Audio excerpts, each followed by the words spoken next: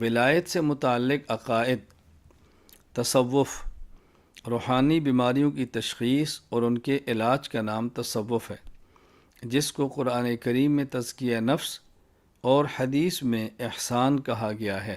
جس طرح شریعت مطہرہ میں ایک مستقل عنوان عقائد کا ہے، ایک مستقل عنوان مسائل کا ہے، اسی طرح ایک مستقل عنوان اخلاق کا ہے۔ عقائد کا تعلق دل کے ساتھ ہے، اعمال کا تعلق بدن کے ساتھ ہے، اور اخلاق کا تعلق دل کی کیفیات کے ساتھ ہے۔ میں یہ سمجھانے کے لیے بات کہنا چاہ رہا ہوں، مثلاً ایک ہے انسان کا مال کو خرچ کرنا، یہ سخاوت نہیں، یہ انفاق ہے، اور ایک ہے انسان کے دل میں کیفیت اور داعیہ پیدا ہونا کہ مال خرچ کرنا ہے، وہ داعیہ سخاوت ہے۔ ایک ہے آدمی کا سچ بولنا، ایک ہے دل میں داعیہ ہونا کہ مجھے سچ بولنا چاہیے، وہ خلق ہے۔ ایک ہے نامحرم عورت سامنے ہے تو آدمی آنکھ چکا لے، یہ غض بصر ہے جو عمل ہے۔ اور ایک ہے دل میں داعیہ پیدا ہونا کہ نامحرم کو نہیں دیکھنا، میرے اللہ کا حکم ہے، یہ حیا ہے، یہ شرم ہے۔ تو عقائد بھی الگ عنوان ہے، اس کے لیے علم الکلام ہے۔ مسائل مستقل عنوان ہے، اس کے لیے علم الفقہ ہے۔ اسی طرح اخلاق مستقل ایک عنوان ہے شریعت کا، جس کے لیے علم تصوف ہے۔ تصوف پر جتنے بھی اعتراضات، اشکالات ہیں، اس کی بنیادی وجہ تصوف کا معنی نہ سمجھنا ہے۔ تصوف کا خلاصہ کیا ہے؟ روحانی بیماریوں کی تشخیص ہو اور پھر ان کا علاج ہو، یہ ہے تصوف۔ قرآن کریم اس کو تزکیہ کہتے ہیں، قد افلح من تزکا، اور حدیث میں اس کو احسان کہا گیا ہے، اخبرنی عن الاحسان ان تعبد اللہ کأنک تراہ فإن لم تکن تراہ فإنہ یراک۔ اللہ تعالی ہمیں اپنے عقائد، اعمال، اخلاق سب ٹھیک کرنے کی توفیق عطا فرمائے۔ بیعت، عقائد، اعمال اور اخلاق کی اصلاح فرض ہے، جس کے لیے صحیح العقیدہ، متبع سنت، دنیا سے بے رغبت، طالب آخرت، مجاز بیت، شیخ طریقت کے ہاتھ میں ہاتھ دے کر اتباع سنت کرنے اور گناہوں سے بچنے کا وعدہ کرنا بیعت کہلاتا ہے۔ فائدہ، بیعت کا فائدہ تب ہوتا ہے جب شیخ کو اپنے حالات کی اطلاع اور شیخ کی ہدایات کی اتباع کا اہتمام کیا جائے۔ عقائد اور اعمال اور اخلاق کی اصلاح تو فرض ہے، یہ کس سے کریں گے؟ اس کے لیے فرد ہونا چاہیے۔ فرد کیسا ہو؟ جس کا اپنا عقیدہ ٹھیک ہو، تبھی تو کسی اور شخص کا عقیدہ ٹھیک کرے گا۔ خود فاسد العقیدہ ہے تو دوسرے کا عقیدہ صحیح کیسے کرے گا؟ متبع سنت ہو، خود متبع سنت ہے تو دوسرے کو سنت پہ لائے گا۔ دنیا سے بے رغبت ہو، جب خود دنیا کا لالچی ہے تو دوسرے کو دنیا کے سے بے رغبت کیسے کرے گا؟ طالب آخرت ہو، جو شخص خود طالب دنیا ہے دوسرے میں آخرت کی طلب کیسے پیدا کرے گا؟ مجاز بیعت ہو، یعنی اس کو کسی شیخ نے اس بات کی اجازت دی ہو کہ تم کسی شخص کو بیعت کر سکتے ہو، تو ایسے شخص کے ہاتھ میں ہاتھ دینا، ہاتھ میں ہاتھ دینے کا معنی یہ نہیں ہے کہ ضرور ہاتھ میں ہاتھ ہی پکڑانا ہے۔ کبھی کوئی شخص مجمع کے اندر بیٹھا ہے، چند ہاتھ میں ہاتھ دیتے ہیں، باقی دور ہوتے ہیں، وہ تو ہاتھ میں ہاتھ نہیں دیتے۔ کسی کے ہاتھ میں ہاتھ دینے کا معنی یہ ہے کہ خود کو کسی کے سپرد کر دینا۔ مرد بیعت کریں گے تو ہاتھ میں ہاتھ دیں گے، خواتین بیعت کریں گی تو ہاتھ میں ہاتھ تو نہیں دیں گی، وہ تو شیخ کسی پانی کے پیالے میں اپنا ہاتھ ڈبو دے، پیالہ خواتین کی طرف بھیج دے۔ کوئی رسی یا کپڑا ہو پکڑ لے، خواتین پردے کے نیچے دوسری طرف سے کپڑا پکڑ لیں، اور یا زبانی کلمات بیعت کہہ دیں، بلند آواز سے نہیں، آہستہ کہیں، تو یہ طریقہ ہے بیعت کرنے کا۔ تو خلاصہ یہ ہے کہ بیعت کے بغیر اصلاح عام طور پہ نہیں ہوتی، اس لیے بیعت کرنی چاہیے، اور صحابہ کرام رضی اللہ عنہم مجمعین سے بیعت کرنا ثابت ہے۔ یہ بات ذہن نشین فرمائیں۔ فائدہ، بیعت کا فائدہ تب ہوتا ہے جب شیخ کو اپنے حالات کی اطلاع اور شیخ کی ہدایات کی اتباع کا اہتمام کیا جائے۔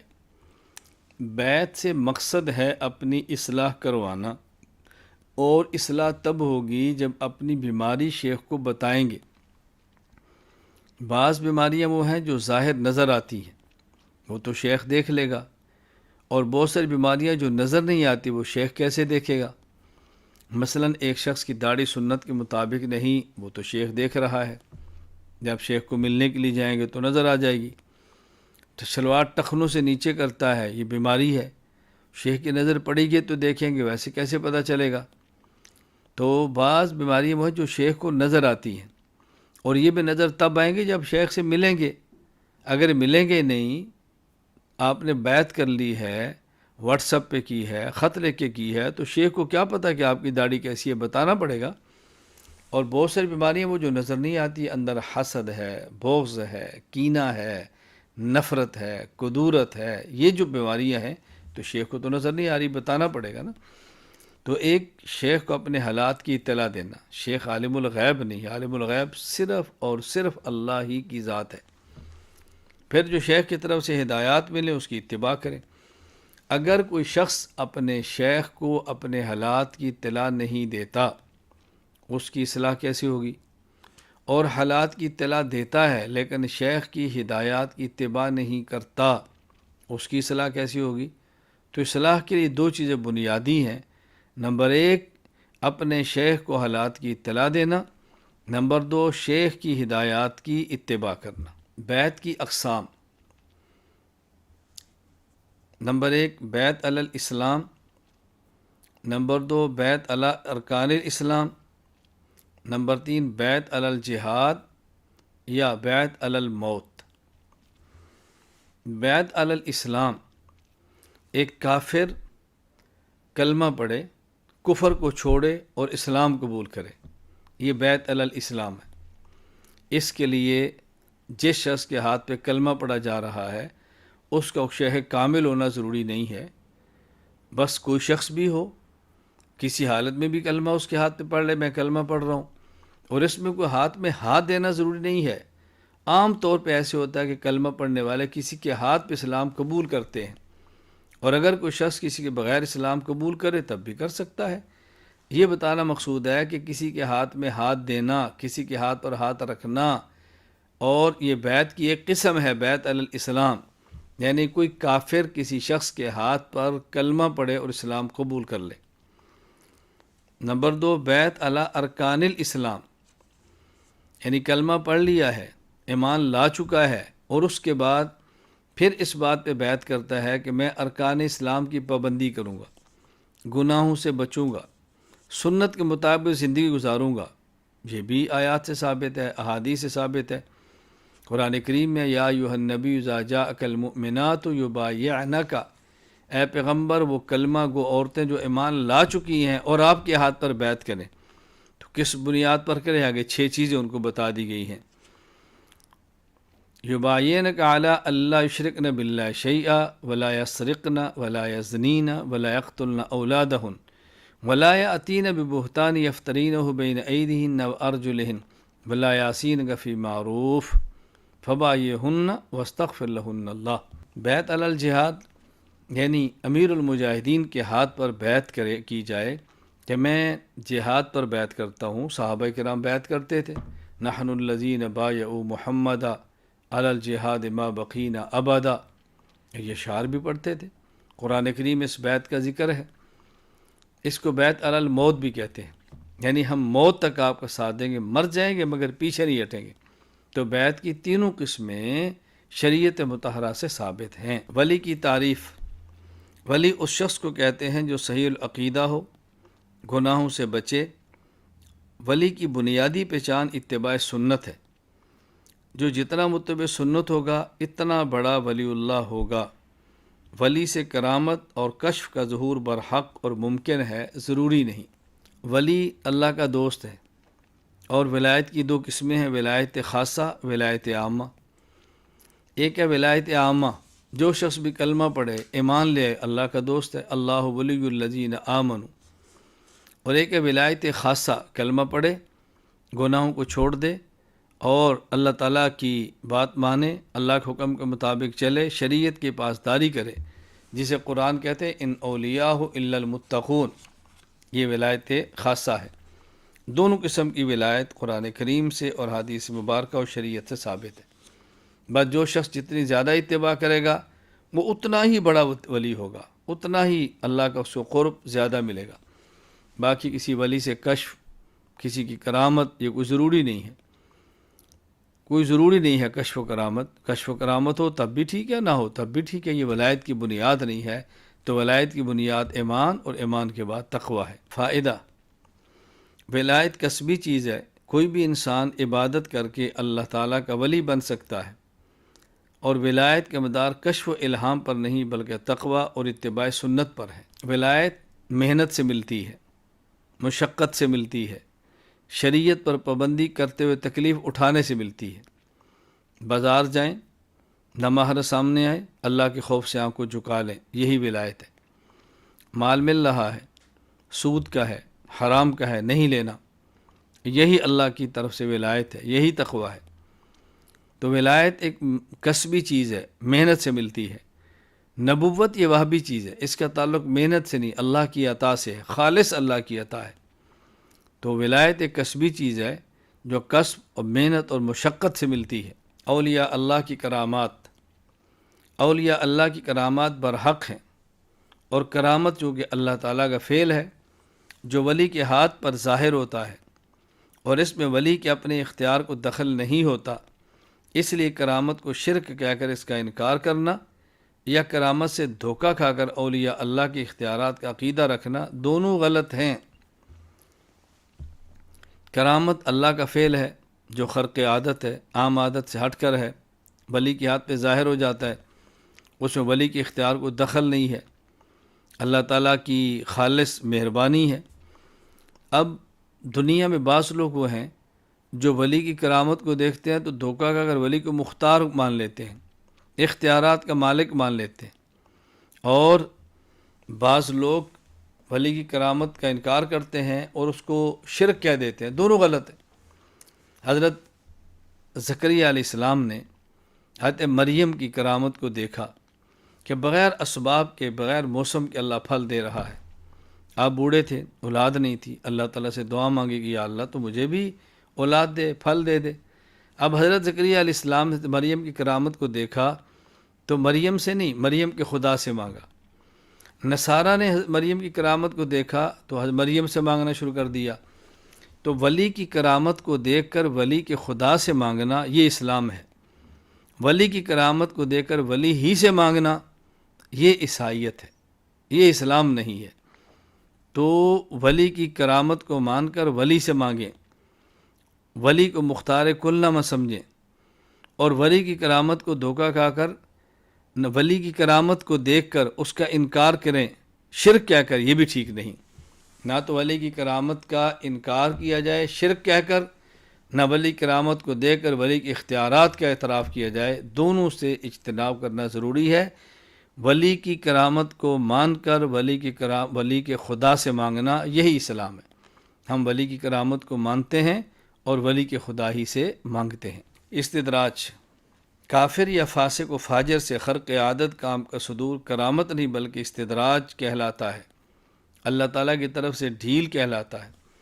یعنی اگر کوئی کام عادت سے ہٹ کر، روٹین سے ہٹ کر کسی شخص کے ہاتھ پر ظاہر ہو جائے اور وہ ہو کافر، وہ اعلانیہ فاسق ہو، اعلانیہ گناہ کرتا ہو، اعلانیہ اللہ کی نافرمانی کرتا ہو، تو ایسے شخص کے ہاتھ پر کوئی ایسا اگر فعل آ جائے تو یہ اس کی کرامت نہیں ہے، یہ استدراج ہے، یہ ڈھیل ہے۔ اللہ پاک ہم کو ڈھیل سے بچائے، استدراج سے بچائے، اللہ تعالیٰ اپنی پکڑ سے بچائے، اللہ تعالیٰ ہمیں اپنے دین کی مقبول خدمت کے لیے قبول فرمائے، اس سے دھوکہ ہرگز نہیں کھانا چاہیے۔ اولیاء اللہ کا وسیلہ: دعا میں انبیاء علیہ السلام اور اولیاء اللہ کا وسیلہ ان کی زندگی میں یا ان کی وفات کے بعد، مثلا یوں کہنا کہ اے اللہ فلاں نبی یا فلاں بزرگ کے وسیلہ سے میری دعا قبول فرما، جائز ہے۔ دعا اللہ سے مانگتے ہیں، نبی سے نہیں مانگتے۔ دعا اللہ سے مانگتے ہیں، ولی سے نہیں مانگتے، لیکن اللہ سے مانگنا اور وسیلہ نبی کا دینا یہ جائز ہے۔ دعا اللہ سے مانگنا اور وسیلہ ولی کا دینا یہ جائز ہے، جس طرح پیغمبر اس دنیا میں ہو تب بھی وسیلہ دے سکتے ہیں، ولی زندہ ہو تب بھی دے سکتے ہیں، ولی دنیا سے چلا جائے تب بھی دے سکتے ہیں۔ دیکھیں، ایک ہے نیک عمل کا وسیلہ، ایک ہے نیک عمل والے شخص کی ذات کا وسیلہ۔ تو نیک عمل والے شخص کی ذات کی وسیلہ جو دیتے ہیں تو اس کی بنیاد تو ذات نہیں ہے، بنیاد تو نیک عمل ہی ہے، بنیاد تو نیک عمل ہے نا۔ تو اس لیے اس سے دھوکہ مت کھائیں کہ جی نیک عمل کا وسیلہ دے سکتے ہیں، ذات کا نہیں دے سکتے۔ ذات نہیں کچھ، اصل تو ذات کے ساتھ عمل ہے، اس عمل کی بنیاد پہ ان کا وسیلہ دیا جا رہا ہے۔ پھر اگر کوئی شخص زندہ ہے اور ولی ہے تو خدشہ ہے نا کہ شاید اس کا خاتمہ ایمان پر نہ ہو، لیکن ایک شخص ولایت اور ایمان پر فوت ہو گیا، وہاں تو خدشہ ہے ہی نہیں۔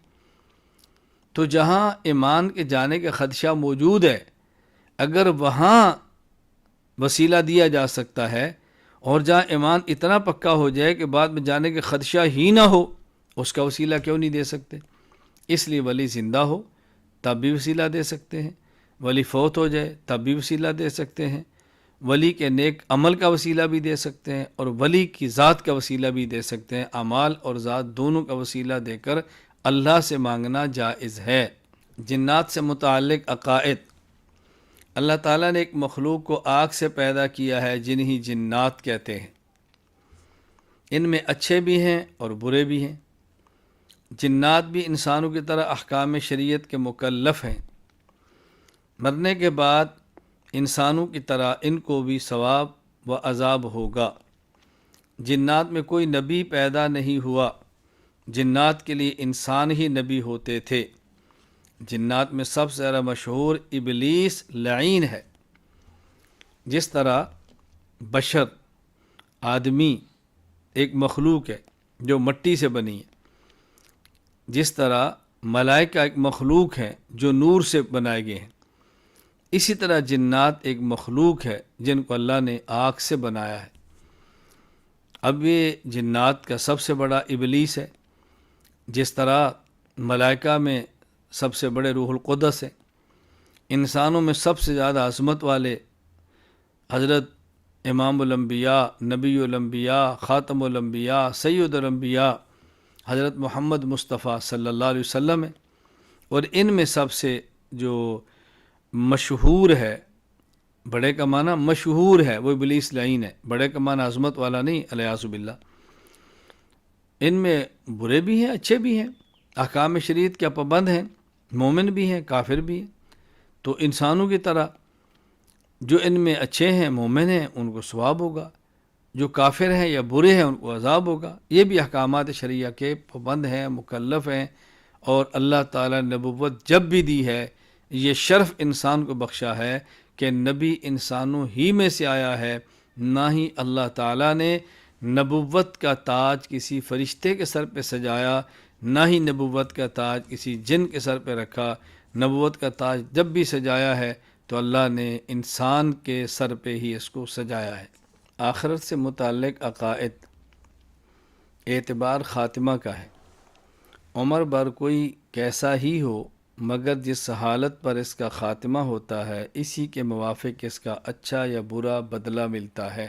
کوئی انسان دنیا میں زندگی بھر کفر پہ رہا، مرتے وقت اس کو کلمہ نصوب ہوا، اس کو مسلمان ہی سمجھیں گے۔ پوری زندگی ایمان پہ رہا، مرتے وقت کفر اختیار کر گیا، اس کو کافر ہی سمجھیں گے۔ زندگی بھر گناہ کرتا رہا اور موت کے وقت توبہ کر گیا، یہ تائب ہی سمجھیں گے۔ اعتبار خاتمہ کا ہے، اس لیے خاتمہ کے اعتبار سے ہمیشہ انسان کو ڈرتے رہنا چاہیے اور اللہ تعالیٰ سے دعا مانگتے رہنا چاہیے کہ یا اللہ ہمارا خاتمہ ایمان پر فرما اور ہمارا خاتمہ خیر پر فرما۔ کسی بزرگ سے کسی نے پوچھا آپ بہتر ہیں یا یہ کتا؟ تو آپ نے فرمایا اگر میرا خاتمہ ایمان پر ہوا تو میں بہتر ہوں، اور اگر میرا خاتمہ کفر پر ہوا تو یہ کتا مجھ سے بہتر ہے کہ موت کے بعد اس کا حساب نہیں ہوگا۔ اس لیے خاتمے کی فکر بھی کرنی چاہیے اور اللہ تعالیٰ سے حسن خاتمہ کی دعا بھی مانگنی چاہیے۔ قبولیت توبہ۔ آدمی عمر بھر میں جب کبھی گناہ سے توبہ کرے یا کفر سے توبہ کر کے مسلمان ہو، اس کی توبہ اللہ تعالیٰ کے یہاں مقبول ہے۔ البتہ مرتے دم جب سانس ٹوٹنے لگے اور عذاب کے فرشتے دکھائی دینے لگیں، اس وقت نہ توبہ قبول ہوتی ہے نہ ہی ایمان۔ یعنی اگر کوئی شخص کفر پہ جا رہا ہے، مسلسل کفر پہ قائم ہے، لیکن ابھی موت کا فرشتہ نظر نہیں آیا، ایسی حالت نہیں کہ موت بالکل یقینی ہوگی، یہ کفر سے توبہ کرے گا توبہ قبول ہو جائے گی۔ اسی طرح اس حالت میں گناہ سے توبہ کرے گا توبہ قبول ہو جائے گی۔ جس طرح حضرت یونس علیہ السلام کی قوم نے عذاب کے آثار دیکھے، ابھی عذاب میں مبتلا نہیں ہوئے تھے، توبہ کی، اللہ نے قبول فرما لی۔ لیکن اگر عذاب آ جائے، موت کا فرشتہ پہنچ جائے اور یوں موت نظر آئے کہ اب موت سے چھٹکارے کی کوئی صورت نہ ہو، وہاں توبہ کریں تو توبہ قبول نہیں ہوگی۔ جس طرح فرعون نے توبہ کی ہے، اس کی توبہ قبول نہیں ہے۔ کیوں؟ اب وہ عذاب میں داخل ہو چکا تھا، اب اس کی موت کا وقت آ گیا تھا، آخری وقت ایسا تھا کہ اب وہ سمجھتا تھا کہ اب چھٹکارے کی کوئی صورت نہیں، اس نے توبہ کی لیکن پھر توبہ قبول نہیں ہوئی۔ اللہ تعالی ہم سب کو سچی توبہ کرنے کی توفیق عطا فرمائے۔ قیامت کی دو قسمیں ہیں۔ نمبر 1، قیامت صغریٰ، موت کے بعد حشر تک کے حالات۔ اس مرنے والے شخص کے لیے ایک چھوٹی قیامت ہے، کیونکہ اعمال کا دور ختم ہو گیا۔ اجمالی حساب و کتاب کے بعد اجمالی جزا اور اجمالی سزا کا دور شروع ہو گیا۔ نمبر 2، قیامت کبریٰ، سور پھونکنے کے بعد کا زمانہ پوری مخلوق کے لیے ایک بڑی قیامت ہے، جس میں تفصیلی حساب و کتاب کے بعد جزا اور سزا کا فیصلہ ہوگا۔ قیامت روز جزا ہے، اعمال کے بدلے کا دن ہے۔ جب انسان فوت ہوتا ہے، من مات فقط قامت قیامت ہو، اس کی قیامت شروع ہوگی۔ قیامت شروع ہونے کا معنی کہ اب حساب کتاب شروع ہو گیا، اعمال کا دور گزر گیا، توبہ کا وقت ختم ہو گیا، اب یہ موت، اس کی قیامت شروع ہوگی۔